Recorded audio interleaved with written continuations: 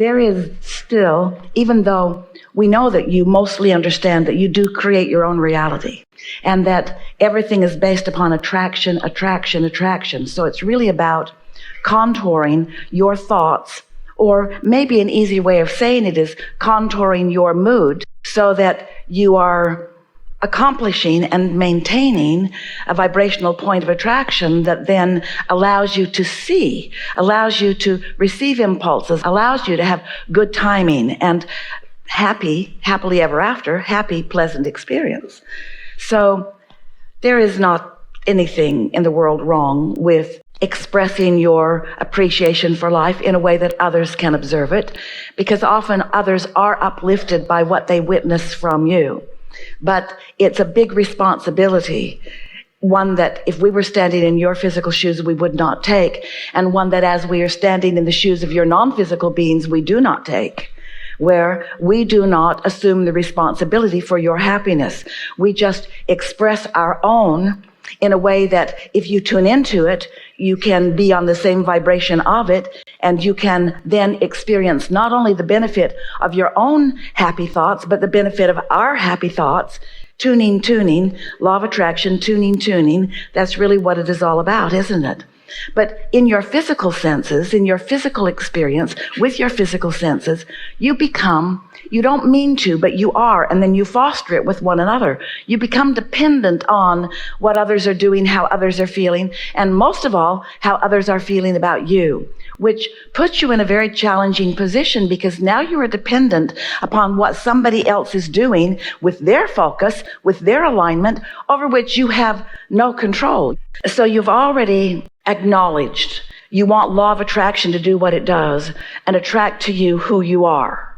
What more is there for you to do other than be who you are? Because there's a tendency, and there's a little bit of it present within you. It almost is present with anyone who's a teacher and a known to be born uplifter. You want to sort of look out into the world and find those who are a little needy and help them. And can you feel how all that does is water down your alignment and make your point of attraction be less aligned than it was? And then you find yourself surrounded by people who are pretty needy and pretty dependent. So while it seemed a little harsh and we were having a little fun when we say do it yourself, it really is what we are teaching with all of this. In other words, when you understand that you are an extension of source energy and that you have your own personal connection to this powerful source of well-being, and you discover on your own, because it doesn't work for you if others just tell you you've got it, or if others demonstrate to you that they've got it.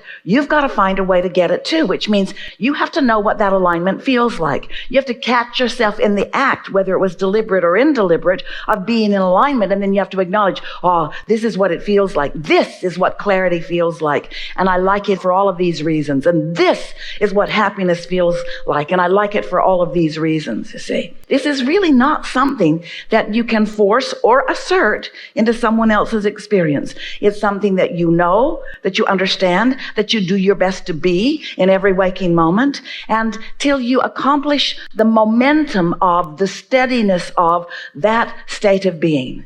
And once you accomplish, and you do very readily, accomplish the steadiness of that state of being, that state of alignment, then others are drawn to you like moths to a flame.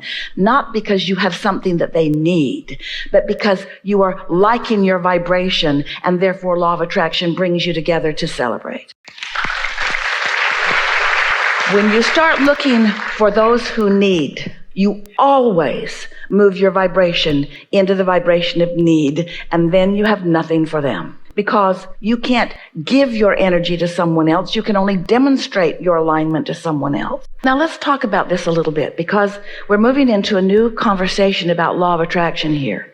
You ready for it? So you understand that you get what you think about. Law of attraction is responding to your vibration. But do you understand that your inner being is a big part of you, and that law of attraction is responding to the vibration of your inner being? Now, since your inner being is aware of you, this is a question for you. Do you believe that the well wishes of your inner being about you are beneficial to you? We'll ask it again. But we just want you to be sure of your answer, and why.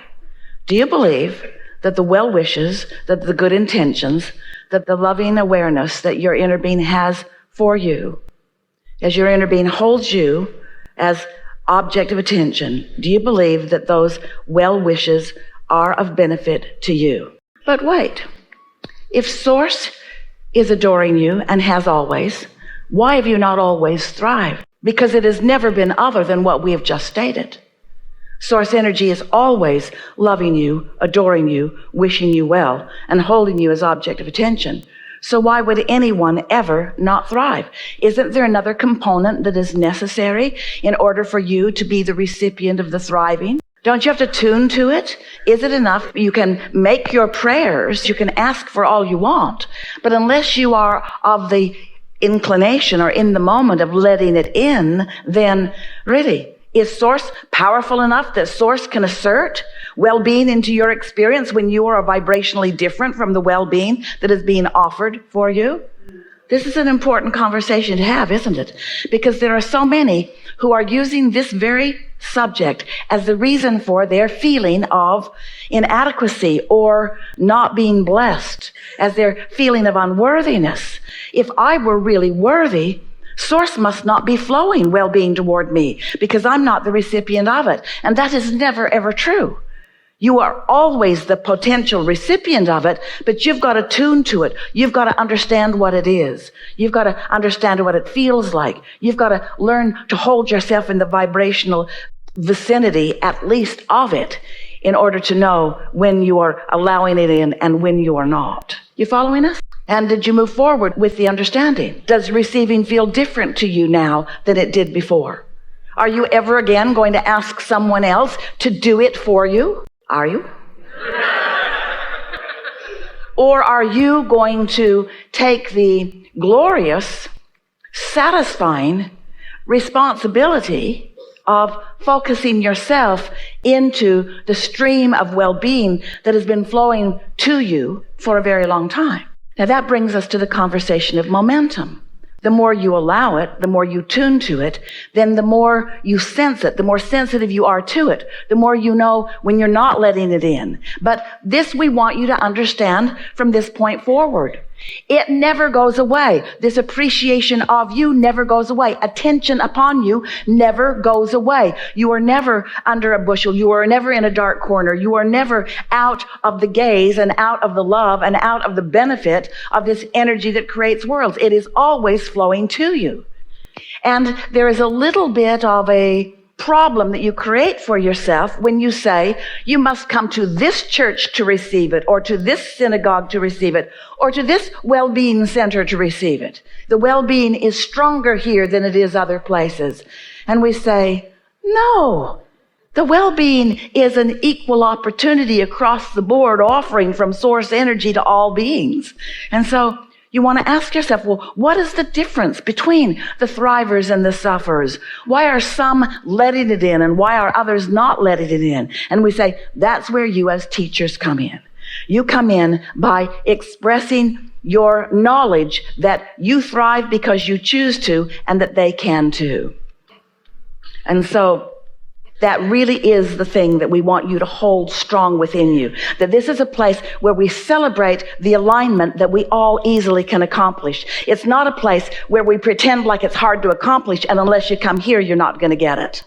So let's use the word satisfaction just for a moment, rather than the words fun or love or those wonderful experiences that you've discovered that you like. What is so satisfying about a new discovery? It satisfies a natural urge. It satisfies your natural intention. It satisfies your most basic intention for being focused here in this physical body. So if you were to flow back and forth between the words satisfaction and clarity, satisfaction and clarity, we think that you would find a rhythm of life that would just keep you really living happily ever after and absolutely fulfilling your reason for being. So often, people get fixated on problems of the world, and they mean well and they want to help, But as they focus upon these problems, their own personal vibration takes a dip, which puts them out of vibrational range of the clarity and the satisfaction that they have come here to experience. And so you have the formula there, don't you? So when we talk about satisfaction, what satisfaction always is you in this moment with your thinking mechanism, with all that you are, focusing vibrationally, which means thought-wise, focusing in such complete harmony with the thought that your inner being is having in the same moment about the same thing. Satisfaction is that harmony of thought. So what do you think is the reason for such satisfaction in finding a new question or in moving toward a new solution? It strikes the chord with the reason for your very existence. In other words, your existence and eternalness are all tied together. And so when you find something that you don't know the answer to, there's an exhilaration in that because your source, your inner being, is excited about you opening the pathways to more energy flowing toward more manifestations and therefore to more knowledge. We are just wanting to give you a taste of what it feels like to be in conscious connection to that ravenous inner being who understands the longevity of eternity. Is a long time. Eternity meaning that this variety and this contrast, which forms a new question or even a new problem, makes all of us ecstatic. And so we just want you to taste with us for just a little bit here. What are the emotional responses to your inner being ecstatic because you've opened a new door with new contrast and a new question, and you standing on the brink of it in some sort of maybe fear or wariness or unwillingness to move forward? If you can get so that you can feel what that feels like for your inner being to be excited about something and you to be holding it back, you have just unlocked the door to nothing being impossible. Because if this time-space reality has the wherewithal to cause you to ask the question or even to identify or create the problem, then you've opened the door to the solution. Now we're back around to the first question that we talked about here today. You've opened the door to the solution, but where are you in relationship to the solution? Are you a vibrational match to it? Are you hopeful about it? Are you willing to explore? And after a little while, this will no longer be a subject of topic by topic.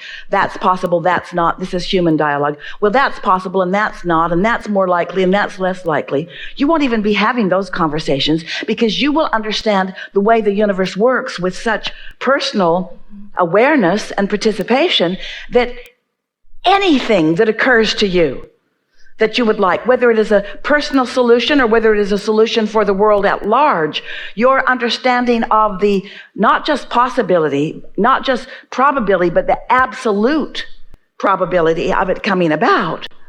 Are you beginning to feel your invigoration? Are you beginning to feel the creator that you are? Are you beginning to understand the reason that you are here? Are you beginning to understand that you can't just sit around and not focus on anything and be exhilarated? That you really want to be out there with your thoughts and with your experiences and with your exposure to life and with your exposure to the new questions so that you can feel the exhilaration of the new answer being turned into things through the vessel that is you?